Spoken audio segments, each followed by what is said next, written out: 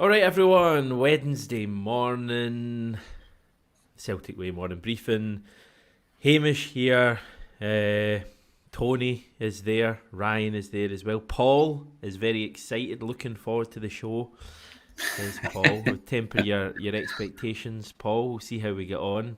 Morning, Paul. Charlie's wondering how we are today. How are we today, guys? All right. Yeah, pretty good. Nothing's really happening, but apart from that, all good.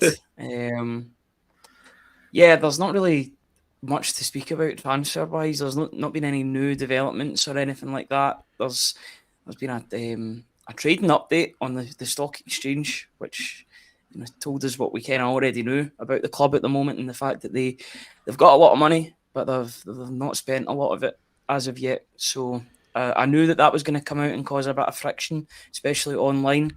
That did turn out to be the case. People were saying, well, why have they got the money and they've not spent it? But yeah, apart from that, everything's all good. Celtic are in a good place on the park, at least with the players that they've got. Looking forward to Sunday. Just hoping for a wee bit more business between now and the end of the window, hopefully. Is there a bit of a kind of a legal obligation for Celtic to issue this trading update, Tony?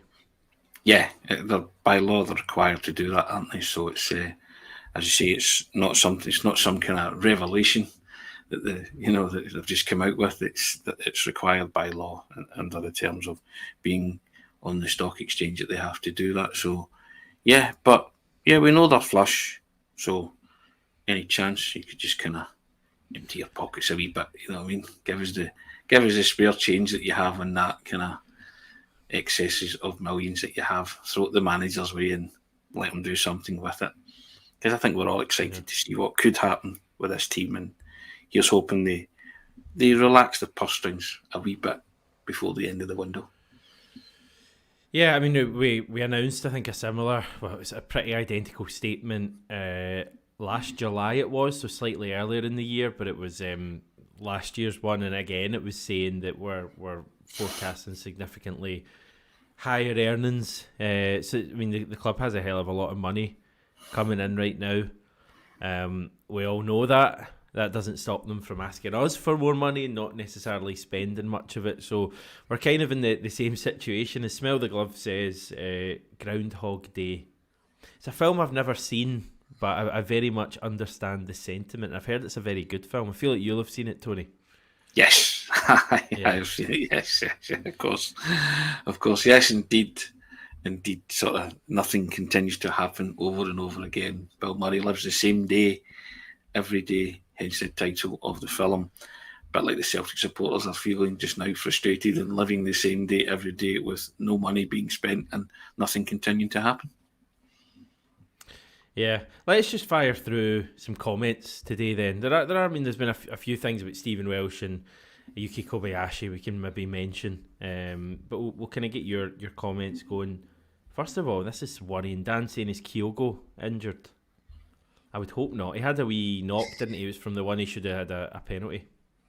I read this in an article, actually, and I don't know how true it is, but they were talking about the whole reason why this rumour, I think, has started is because they said he was limping after he was taken out by Robbie McCrory near the end, which was inexplicably not a penalty. So I don't know if that's manifested itself online and now people are worried that there's an injury.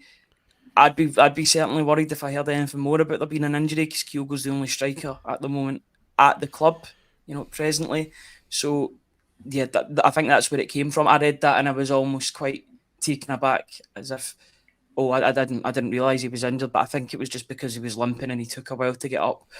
It was the footage of him trying leaving the stadium, wasn't it? Someone took footage of him leaving the stadium, and he still had that kind of limping gait. Yeah, he's kind of walking. See, just like on the limping stuff, and I know as fans we look at that. I remember after a Champions League game a couple of years ago, I was in the media stuff on the side of the pitch after a game. I think it was the game Leipzig beat us. In fact, it was Leipzig beat us 2-0, and Dyson Maeda came out and kind of walked to do his interview, and he was limping horrendously. And I was looking at him saying that he's obviously going to be out for the game in 2 or 3 days' time at the weekend, and he wasn't. He was back. So from that point, I've kind of always thought we maybe read Yeah. a little bit too much into players limping and stuff after the game. I think generally, if players have run themselves ragged, sometimes they won't be moving perfectly right after games. So I hope Kyogo's back. It's if Kyogo is injured, and again we've not heard anything to suggest that he is really, but if he is, and we've not really got an actual striking option, I guess Dies and Maida would probably be the one that'd be asked to play there. That would be a total shambles for the club's point of view. So they'll be praying there's not any sort of injury to Kyogo, because that is one that fans will not be happy with at all. Certainly us three aren't. They can do something about it. If that's the case, there's a financial wherewithal to do something about it. So you go and do that quickly as possible. Then, if that is the case, that there is an injury or an underlying injury there, it's not as if they've just released a statement saying that they have some money in the piggy bank, as they say. So if your number one striker is injured, then you would have to do something about that.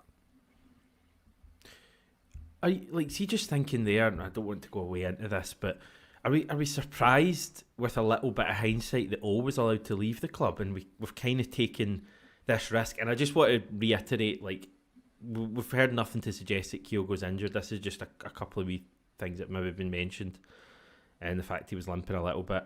But are we surprised that O was allowed to leave when seemingly no other striker has come in since then? It's a bit of a kind of peculiar one.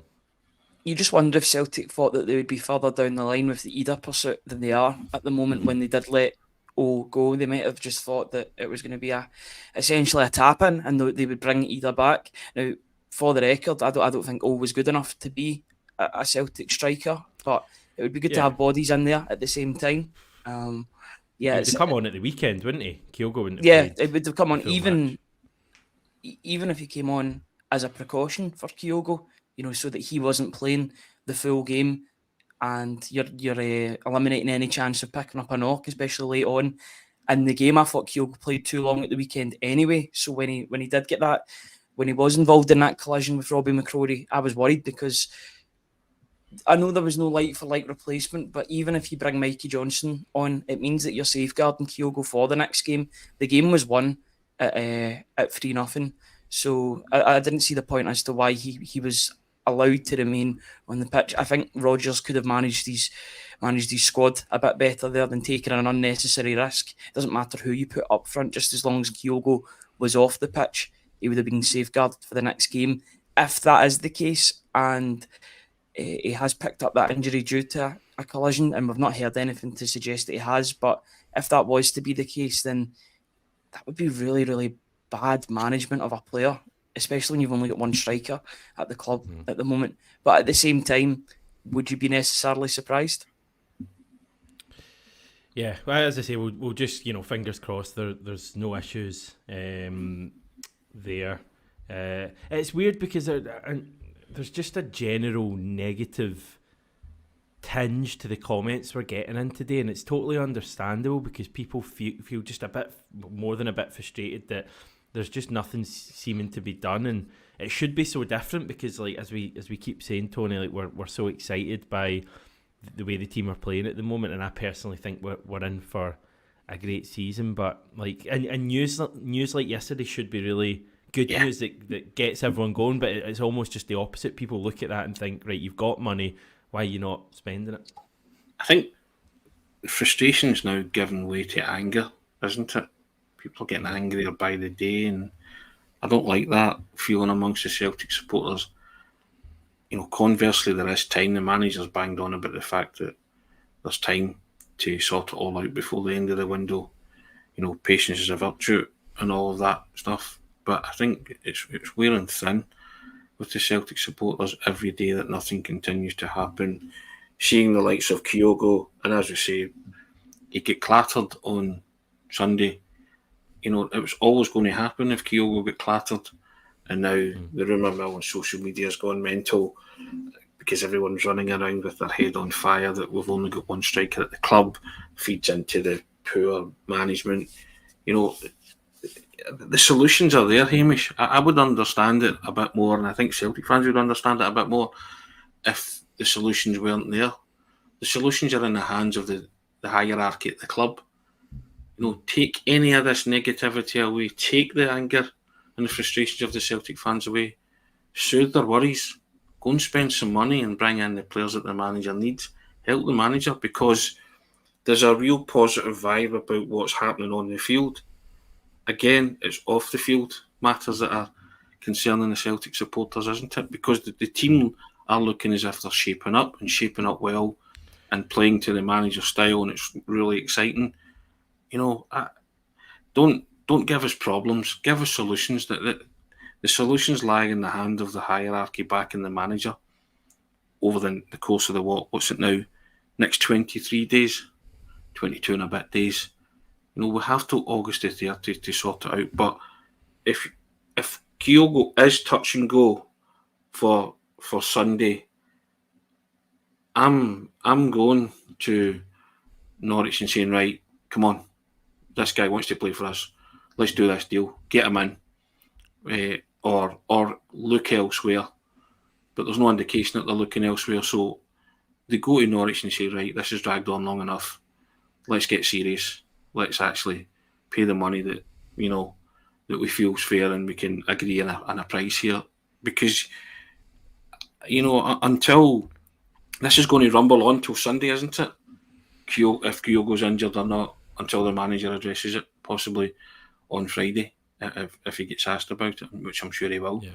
So but again, we have the solutions, but we're causing ourselves problems. And as someone pointed out, it's not just Kyogo either. I mean, Greg Taylor's like the only left back we have at the club at the moment. If Greg Taylor was to pick up an injury, you're probably looking at like Adam Montgomery, who's not played for us in a number of years, or maybe Liam Scales out there. These just seems to be an unnecessary risks taken by the club in these areas. Danielle's feeling okay with proceedings. 3 weeks ago, trusting Brendan to get what we need in as a squad. We have more than enough to hold our own in the league, domestic cup. And yeah, I mean, I think that's how the board clearly view that early part of the season. We can get through that, and as I've said for a while, their deadline is August the 30th. Forget any other deadlines about having players in for America or having players in for the start of the league season. Those have all passed now. The next deadline really is August the 30th. The point I would make about that is that it gives you less bedding in time for the Champions League, and also we play Rangers a couple of days after the window closes, don't we? So you want players in as soon as possible. Steve saying, rightly or wrongly, Brendan Rodgers looks Stephen Welsh as being his third choice centre back, so we shouldn't be surprised that he won't let him go out on loan, at least until we recruit a centre back. There's also the homegrown issue. So this is in response to reports that Celtic have told Belgian side KV Mechelen that Stephen Welsh is not available for a transfer at this stage of the window. So we're not allowing Stephen Welsh to leave. I think Stephen Welsh ticks that big homegrown box, and we need 8 of them for the Champions League this season. What's the thoughts on that, Ryan? Like, I feel for Stephen Welsh a bit because he's a big Celtic fan, but as a footballer, surely he'll want to get out and playing, because I don't think he's going to do much of that this season if he stays with us. But equally, I see the club's point of view. Yeah, I see both sides, and I think it is unfortunate for Stephen Welsh because he's been in and out of the side over the past, 4-5 years now. I think he made his debut in the 2019-2020 season coming on at Hamilton, I believe. I think he was brought back from a loan spell to his cover, but he got game time. Then he featured in the COVID season. He was one of the brighter spots. Definitely in the centre-back position, was one of the better performers. It just seems as if he's been caught in limbo these past few years, and I don't think his injuries have helped him at all. He's picked up injuries at bad times, especially the shoulder injuries. I think he's picked up 2 of them in the past couple of years, which have really stunted his development.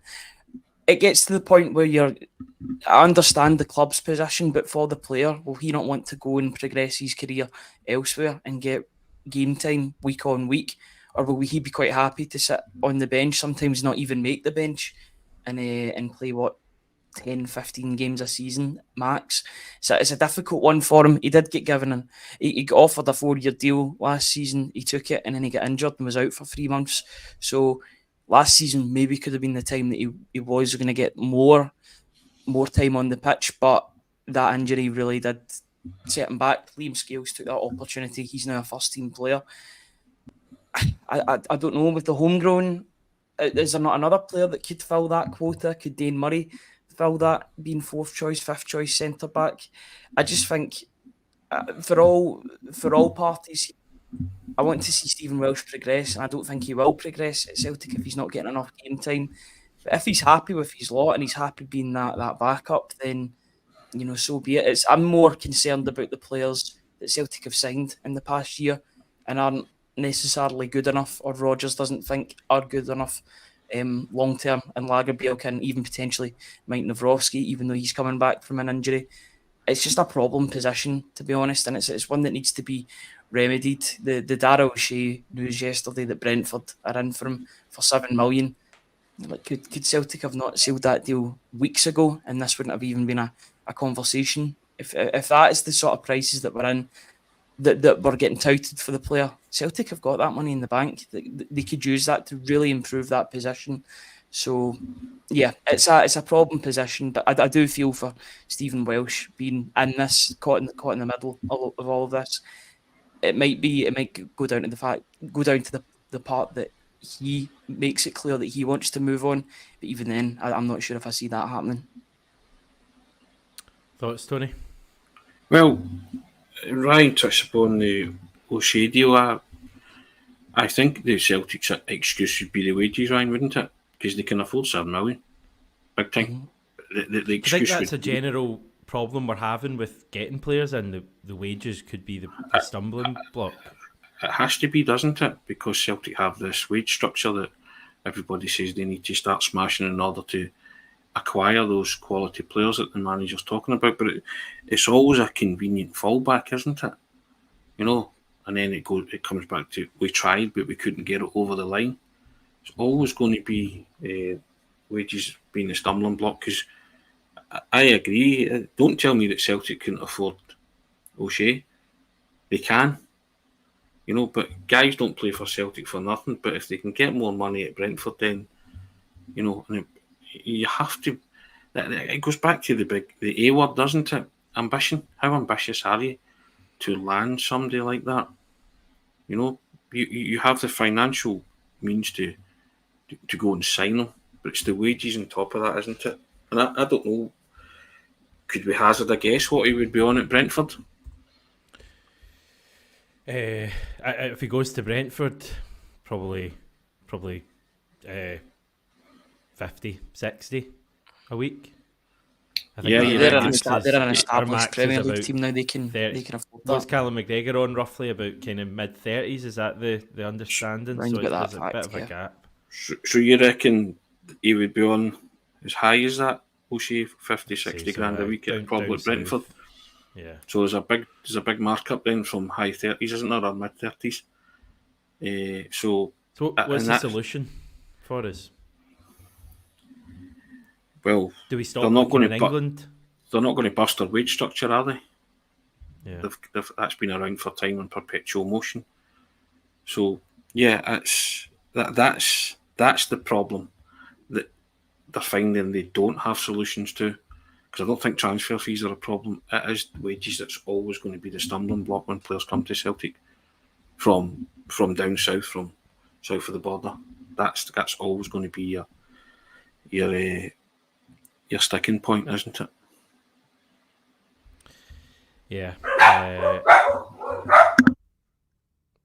Perfect. As you were saying, Ryan, Brentford and for Darrell O'Shea, so we'll keep an eye on that one. St Mirren after Yuki Kobayashi. I guess they're going down the Japanese route now after going down the Korean one last year. I'd be interested to see Kobayashi at St Mirren. I don't think Kobayashi's a particularly horrendous player. He's probably just not suited for Scottish football. I think we've kind of seen that in a couple of games. He struggled at the end of, not last season, but the year before.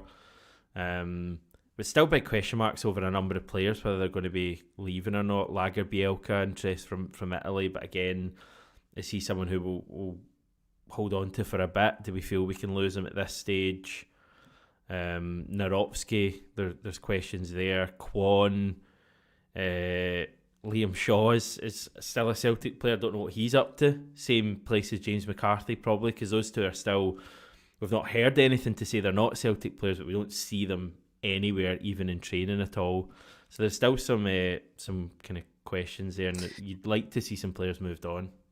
See the issues about the wage. That's a wage issue. Still giving wages to players like that. Players that just won't make an impact on the first team whatsoever. Yuki Kobayashi will not play under Brendan Rodgers. He didn't play last season unless he's had a magical turnaround, and he's gained a bit of muscle as well, because he was pushed off the ball far too easily. I remember 2 seasons ago against John Souttar at Ibrox, he was totally bullied for a corner, and I think the writing was on the wall for that player. Kwon, he had a good loan period for St Mirren, but you know, he's not starting games. He didn't make the bench at the weekend. All these players, Liam Shaw, not been quoted for years, been out on loan.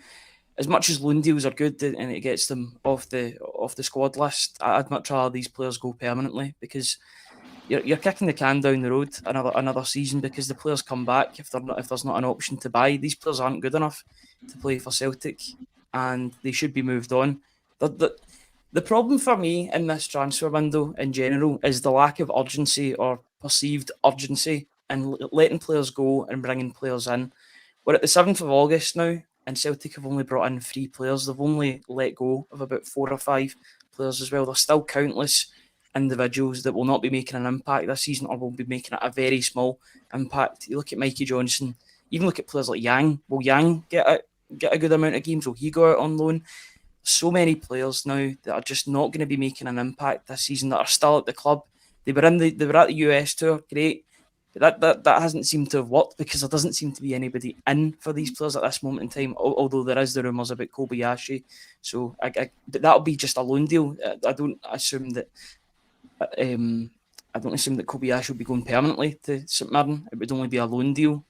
So you're just kicking the can down the road. It'd be the same next season until they inevitably leave on a freedom of contract when their contract is up. So it's the lack of urgency for me is concerning, and I know they've got to do it. They're obliged to put out these updates yesterday, but they just don't. The mood music just doesn't look good. It doesn't look good from the outside looking in when you hear of a team having loads of money but still having players on the books that aren't going to make an impact. They've brought in 3 players. They've only spent 4.5 million. No wonder they're in profit. You're going to be in profit if you don't spend money on players. So yes, they're a well-run business, but as a modern football club in the transfer market, I think they leave a lot to be desired at the best of times. Yeah. I'm kind of happy to leave the transfer stuff there, because it's kind of doing my nut in a wee bit at this stage, and there's plenty of stuff to be really positive about it at the club, and I think we've made it clear that our issues are not with Brendan Rodgers or the team. I think Danielle was saying earlier she trusts Brendan Rodgers even with the squad we've got at the moment to get the better of Rangers when we play them, and I agree totally. I have full faith in Brendan Rodgers and the players. It's the club I'm having issues with at the moment, but they still get time to rectify this to some extent.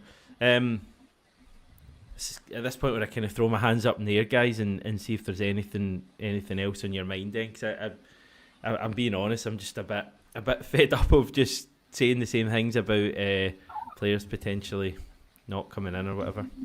I've got to be honest, I'm really looking forward to Sunday. It's not a venue where Brendan Rodgers has enjoyed a lot of success, but he got his first win there against Hibs last season, didn't he? Adam Weeder scored in the 2 penalties, and they won the great that night. But I think that you will see a marked difference from then and now, and it will be a compare and contrast exercise.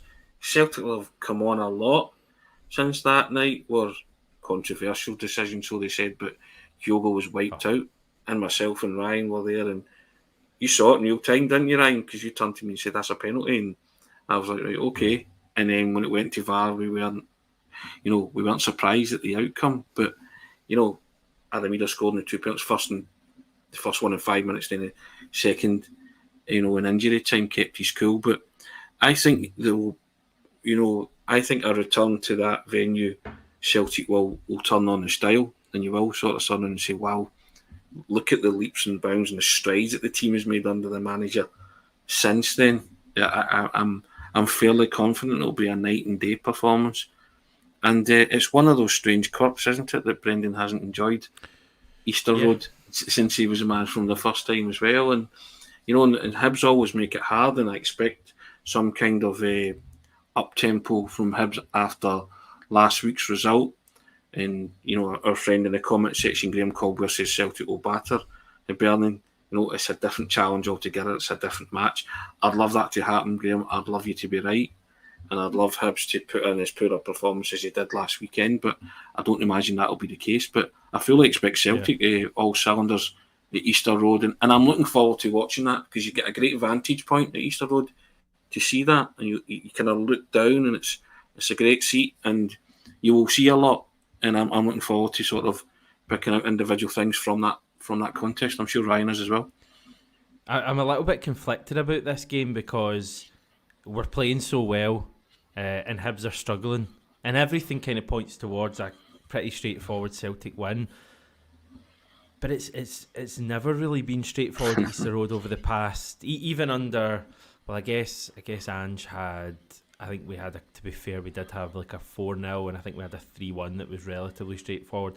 But certainly the majority of the games we've gone to Easter Road have always been tough, and I always think it's one of those grounds, probably up with Tynecastle and Ibrox. Tawdry not as much, where things happen, and even Celtic can be kind of impacted by things. And I always think Hibs, when they've got the crowd behind them and they're kind of flying at you, they've got real pace in their team, Hibs. I assume that's still the case. I think they can be a real issue. So I'm conflicted, Ryan, because I think we're playing so well and they appear to be struggling. So I'm thinking, right, okay, we'll turn the style on, win comfortably. But also I just think away to Hibs near the start of the season as well, it's got the potential to be quite a tough one. Yeah, and I think form goes out the window even when you're playing against the Edinburgh sides, because I think they do up their game, especially against Celtic. Hibs v Celtic, regardless of the form that Hibs are in, is always a tough game. For whatever reason, I do agree with you, things do happen at Easter Road, and it should be a ground that Celtic are good in, because it's a great stadium. I think it's one of the best stadiums in Scotland, especially in the Premiership. It's a great surface. It'll be Hibs' first home game of the season. They'll be looking to bounce back after a terrible result against St Mirren. They've made a couple more signings this week, so they'll be dotted in and around the squad. So they'll be feeling a wee bit more buoyed by things than what they were on Sunday. I'm expecting a tough game. Don't expect anything less or anything more from Hibs. They've got players that can hurt Celtic, players that have hurt Celtic in the past. So it's up to Celtic to just get to that level and play to the level that we know that they can play. If they do that, I think they should be fine, because they've got better players than Hibs. But as we know, games aren't won off the park with how good players are. It's all about what they do on the park, on the day, in that 90 minutes. It's going to be an interesting game. I'm looking forward to sampling the Easter Road atmosphere as always. It's one of the better vantage points with regard to the press. Because you're looking up, right down, so you see absolutely everything. You're right in the gods, basically. And I'm just hoping that Celtic can up it. I just feel that they're, and going back to it, and I'm sorry to go back to it, but they're walking a tightrope with the striker position. They had two strikers last season, and that was the difference, bringing Ida on and scoring those two penalties.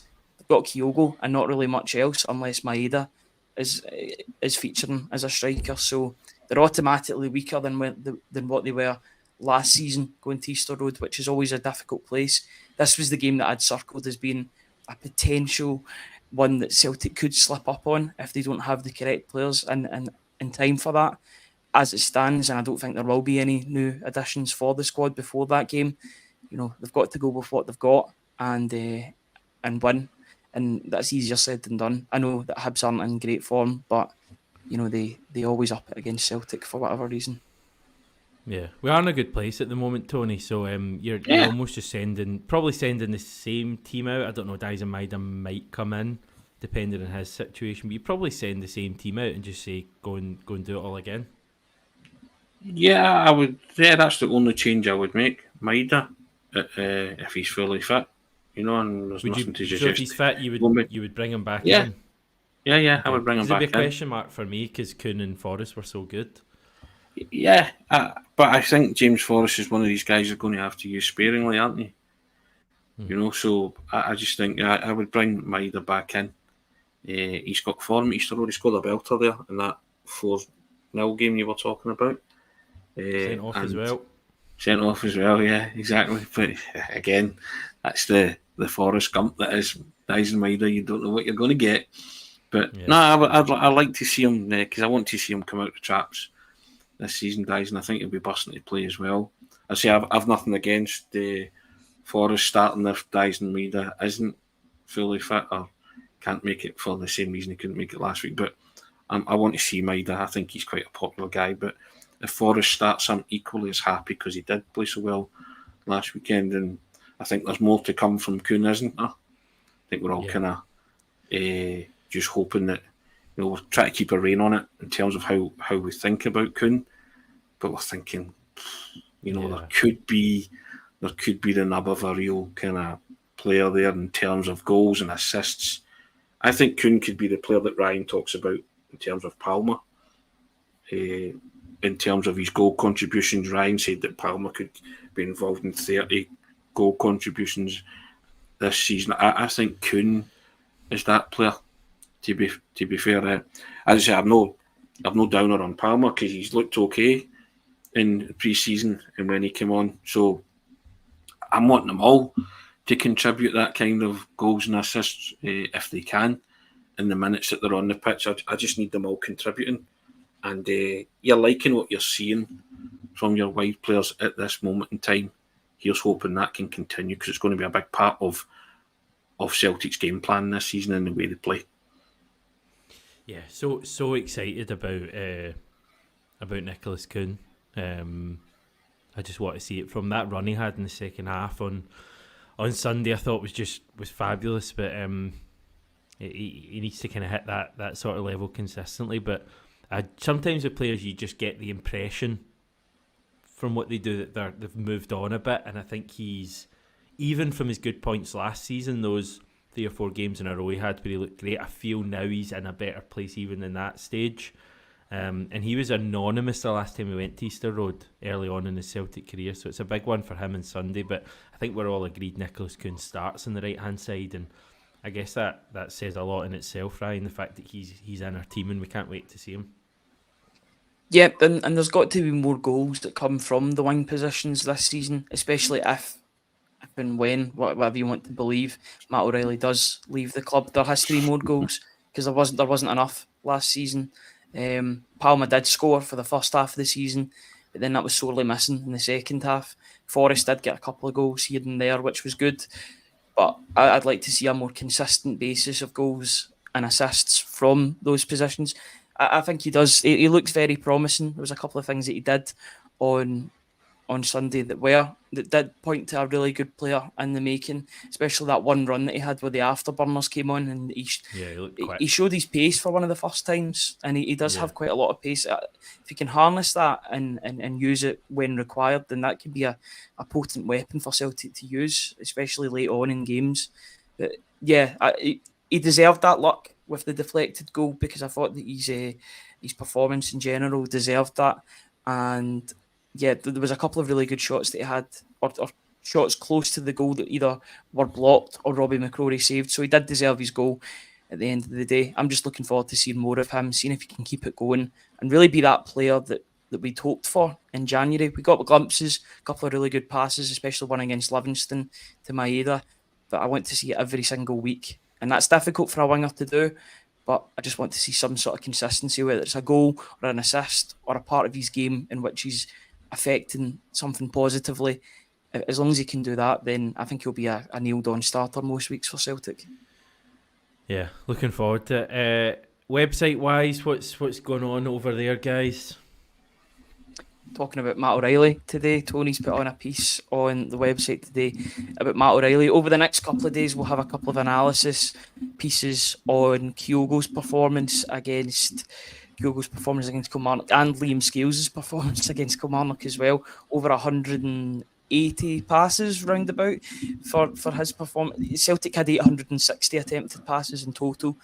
Liam Scales contributed 180 of them. So he had a lot of the ball on Sunday. A good performance. Some stray passes. I'm not saying he was perfect, but it was a promising performance from Liam Scales, and it showed that he can step up when required. Do I think Celtic need better in that position? Yes, but I think he's very, very capable backup. Or if he needs to play an extended run of games, then he's not. It's not disastrous to have him in the team. Is basically what I'm saying. But as much as Liam Scales is good, I want great. And I want great next to Cameron Carter-Vickers. It's just the standards at the end of the day, I think. Yeah, and there's a link to the Matt O'Reilly piece. I've gone all lock, stock and two smoking barrels saying 35 million for Matt O'Reilly. It's a deal, it's a steal, it's a sale of the century. That's the gist of that. Have a wee read at that, guys, at your leisure. But I think that's fair enough. And I think Brighton are certainly the ones who know how to conclude a deal, certainly when they're selling players. So maybe they're the ones to do the business right with Celtic. But I'm saying it's not beyond the realms of possibility that Celtic can get between 30 and 35 million, that high ceiling and bracket, because I think he's worth that. I think the manager thinks he's worth that too. Quoting you're paying for the player, not the league. And I think that's a fair assessment when you're talking about a player like Matt O'Reilly. Yeah. So you can have a read at that. It's on the website. Yeah. So hope you enjoy it. Yeah. Hope you've enjoyed this video. Who was it right at the start saying that they were looking forward to it? Yeah, we'll return tomorrow, I guess. When same old thing. We hope we'll have some new stuff to talk about. We certainly won't struggle for stuff to talk about. So thanks again, everyone, for watching, commenting. The numbers are huge, to be honest. That's the one thing. As much as we're maybe all a little bit downbeat about the lack of transfer activity, it's certainly getting people talking and people interested in hearing about it. So, yep, great stuff. We'll return tomorrow to do it all again.